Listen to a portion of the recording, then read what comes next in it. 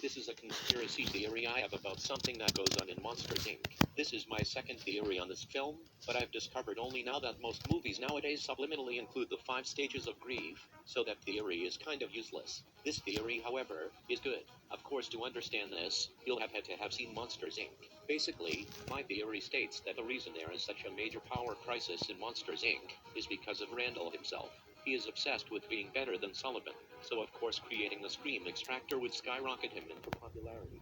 Notice the immense amount of power that thing uses. That's wasting the screams of thousands of kids a day on only one kid. Scare floors. So what he's doing is wasting power to create far less power. So this would force his colleagues to turn to his machine during a time of severe power loss, thus making him popular. That is it for now. Please like, comment, and subscribe.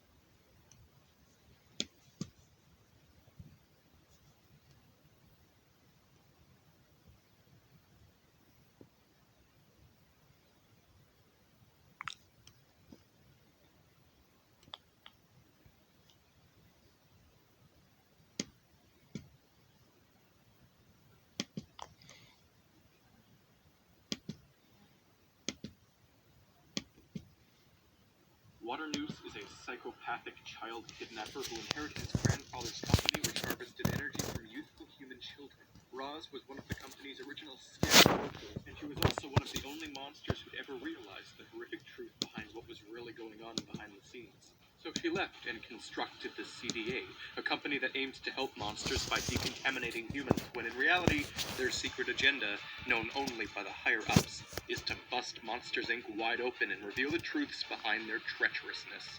This was my collective conclusion to my last 2 videos on Monsters Inc., which I'd heavily recommend you watch immediately. Part 1 is the build-up, and Part 2 is one of the best videos I have ever created.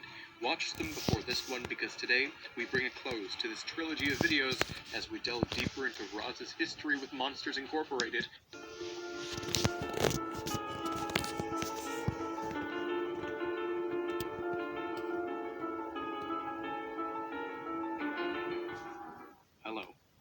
Theorizer, and Mr. Waternoose was raised into his family of child-killing crustaceans, who he aimed to please, as we know full well at this point. And Roz dedicated her life after scaring to exposing the horrors of this incorporation.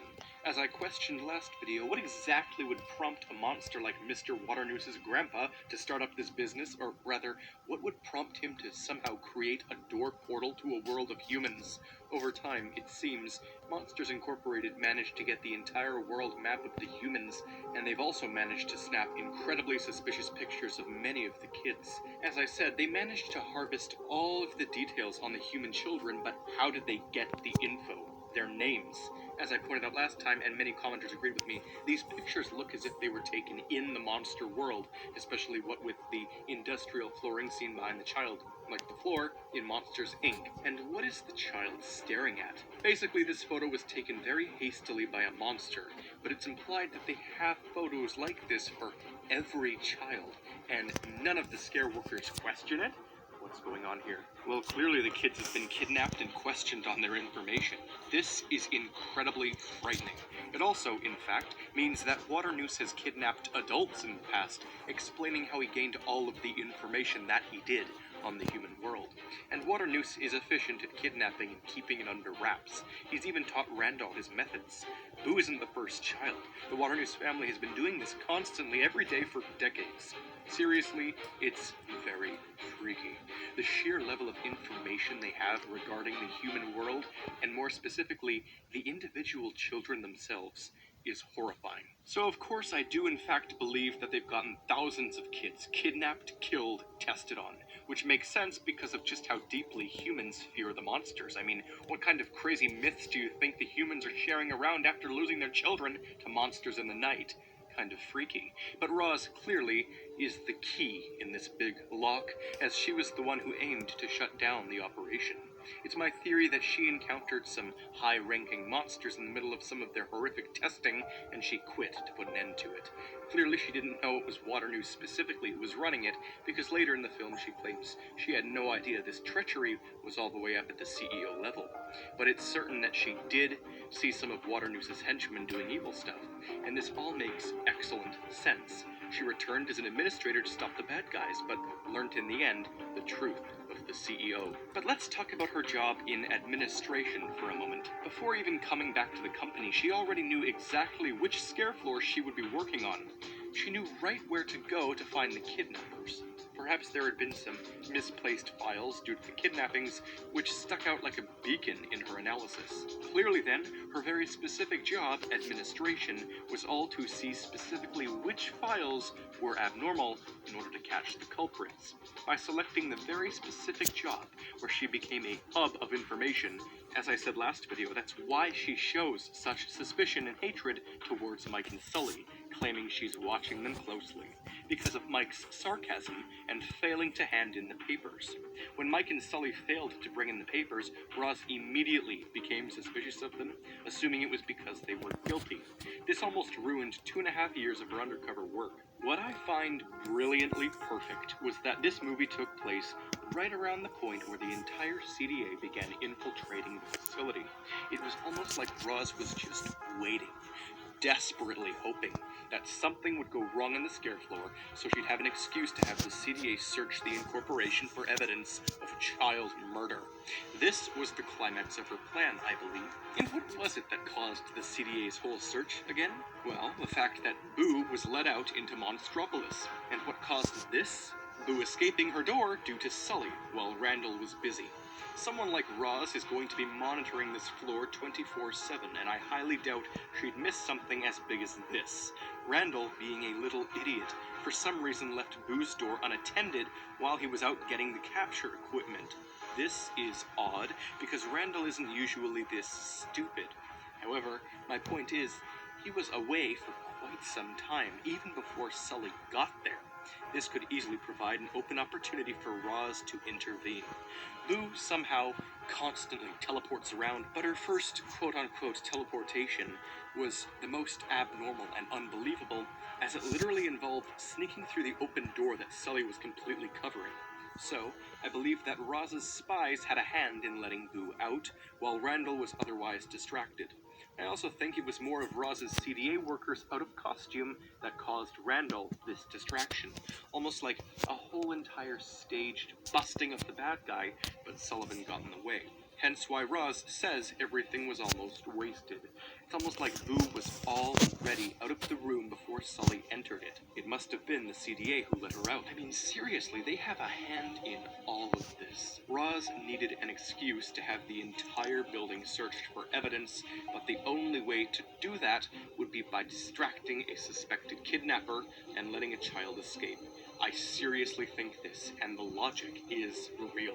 The plan is required because, first of all, she cannot make an arrest without the plenty of evidence she had yet to gather, and secondly, Roz had no idea if Randall had other associates, but this, it's an ideal plan. It works to find everything, and bust it all wide open. It's perfect. And other than the unexpected interventions of Sully and Mike, it worked brilliantly. Another neat thing to note, however, is that when Mike approaches Roz and tells her that Randall was working late last night, Roz almost immediately closes her metal window. This is abrupt. She claims her office is now closed, but that's not true. Do you know what is true?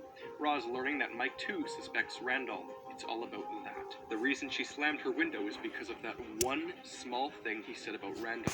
She needed to inform her associates of the new developments. It's very neat, all of this interconnected lore. There's just one final problem in all of this. Why was it the CDA who escorted Waternoose to prison? They aren't the police, certainly. They are an agency for child protection masquerading as an extermination team. I certainly don't think Waternoose was working with Roz the whole time and they escorted him away as an escape. No. Quite the opposite, obviously. I believe that the CDA didn't want police involvement because Roz had her own kind of special punishment for Mr. Waternoose. Not torture, though, and not a cruel and secretive death penalty, but more or less the act of sending him to the human world, just like Randall was. A perfect torment, logically. And my backup for this is the fact that they didn't even try to go after Randall, despite the fact that he could have easily found another door and gotten back into the monster world. In the chase scene, Randall chases the protagonist through the human world, but there are magic doors everywhere. Randall could easily come back if he manages to trace the times and locations of the scaring, but the CDA doesn't bother taking any more precautions. This is the fate of the villains. It's also a perfect torture, because it's what Waternoose did to exile his disobedient staff. The CDA wants to exile Randall and Waternoose to the human world, and Randall is already there. If they ever come back to Monstropolis, they'll either be killed or sent right back through. There's no point in them returning. They'd just be targets of an enormous manhunt. Really, the CDA took Waternoose because they don't want the police to deal with it. Either the police wouldn't care about the humans he killed, which is why Roz took him, or the police would care so much they'd kill him, which is why Roz took him. It's all coming together and it's excellent. Mr. Waternoose is a brilliantly flawed individual. Roz is the perfect savior, and I love Monsters, Inc. Until next time, I'm the Theorizer.